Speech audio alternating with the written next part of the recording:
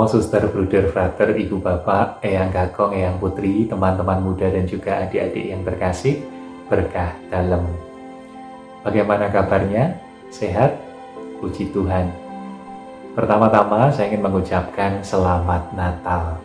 Semoga damai dan sukacita karena kelahiran Kristus di tengah kita membuat kita semakin tergerak untuk membangun dan menjaga persaudaraan di antara kita. Romo, Suster, Bruder, Frater, Ibu Bapak, Eyang Kakong, Eyang Putri, teman-teman muda dan juga adik-adik yang terkasih, hari ini kita ada di penghujung tahun 2021. Hari ini adalah hari terakhir di tahun 2021. Bagaimana perasaannya? Mungkin ada yang merasa senang karena kita sudah berhasil melalui masa-masa sulit di tahun 2021 ini, dan kita punya rencana atau niat baik yang ingin kita wujudkan di tahun 2022 nanti. Mungkin juga ada yang merasa sedih karena masih bergumul dengan masalah yang sama atau juga masih memiliki kenangan yang tidak mengenakkan di tahun 2021 ini. Apapun yang kita rasakan, kita menerimanya sebagai bagian dari diri kita. Dan peristiwa atau pengalaman yang terjadi itu juga kita terima sebagai bagian dari sejarah hidup kita. Romo, Suster, Bruder, Frater, Ibu Bapak, Eyang Kakong, Eyang Putri, teman-teman muda dan juga adik-adik yang terkasih, momen akhir tahun biasanya dimanfaatkan sebagai kesempatan atau momen untuk melihat perjalanan hidup selama kurang lebih setahun terakhir. Kita diajak untuk menemukan nilai atau makna dari peristiwa yang sudah kita alami. Kita juga diajak untuk mengevaluasi diri.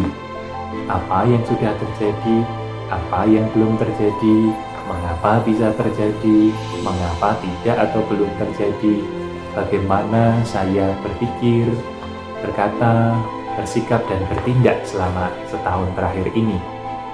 Itu semua bertujuan agar kita mampu menjadi pribadi yang lebih dewasa dan lebih bijaksana untuk mengisi hari-hari selanjutnya di tahun-tahun yang akan datang. Selain itu, momen akhir tahun juga menjadi kesempatan bagi kita untuk membangun atau membuat rencana dan niat sebagai tindak lanjut dari evaluasi yang sudah kita buat itu. Harapannya, hidup kita di tahun yang berikutnya menjadi lebih baik dan lebih bermakna. Bagi kita orang beriman, momen akhir tahun bukan sekedar menjadi momen untuk melihat kembali perjalanan hidup atau mengevaluasi diri. Akhir tahun menjadi kesempatan yang indah untuk menyadari kembali kasih Tuhan dalam hidup kita. Kasih itu bentuknya bermacam-macam. Kesehatan, kecukupan rezeki, keselamatan, persaudaraan, dan masih banyak hal baik lainnya. Namun kita juga sadar, kasih Tuhan itu tidak selalu kita alami atau kita rasakan melalui peristiwa-peristiwa yang menyenangkan. Ada kalanya kasih Tuhan kita alami dalam peristiwa atau pengalaman yang tidak mengenakan. Di dalam momen menyadari kembali kasih Tuhan itu, ada perasaan yang muncul, yaitu syukur dan rasa tidak pantas. Syukur karena kita begitu dikasihi oleh Tuhan, sekaligus tidak pantas karena kerapuhan manusiawi kita membuat kasih Tuhan itu tidak kita tanggapi dengan baik. Kita sadar akan segala kerapuhan kita, dan Tuhan pun juga tahu akan hal itu, tetapi kita tetap dikasihi oleh Tuhan. Kita pun diajak untuk terus berjuang dengan mengandalkan kasih Tuhan. Disinilah momen akhir tahun juga menjadi kesempatan penuh rahmat untuk mempersatukan segala niat rencana baik kita dengan kehendak Tuhan.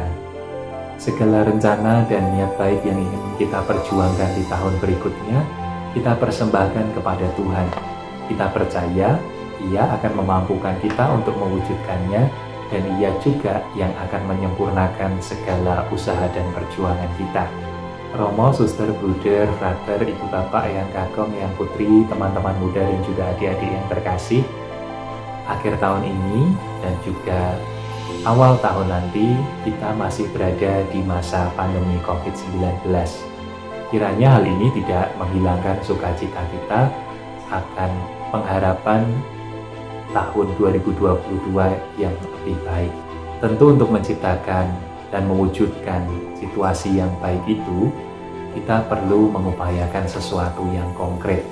Saya mengajak kita semua untuk merayakan momen pergantian tahun nanti dengan tetap mematuhi protokol kesehatan, mengenakan masker, menjaga jarak, menjauhi kerumunan, dan tidak bepergian jika tidak sangat mendesak.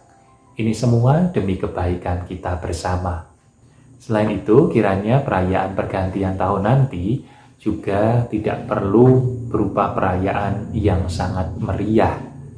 Kita menyadari bahwa pandemi COVID-19 ini disertai dengan beberapa peristiwa bencana alam dan juga tragedi kemanusiaan, menyisakan atau meninggalkan kenangan yang tidak baik bagi sebagian dari kita. Maka dengan merayakan pergantian tahun secara sederhana bersama dengan orang-orang terdekat kita, itu juga menjadi bentuk atau wujud solidaritas kita kepada saudara-saudari kita yang masih berduka dan masih bergumul dengan kehidupan mereka.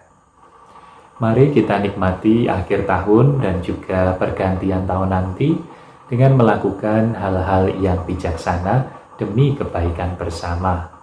Itulah cara terbaik untuk mengakhiri tahun dan menyongsong tahun yang baru, yaitu dengan melakukan tindakan kasih yang sederhana tetapi berdampak dan itu sangat konkret. Selamat menikmati akhir tahun dan menyongsong pergantian tahun. Tuhan memberkati. Berkah dalam.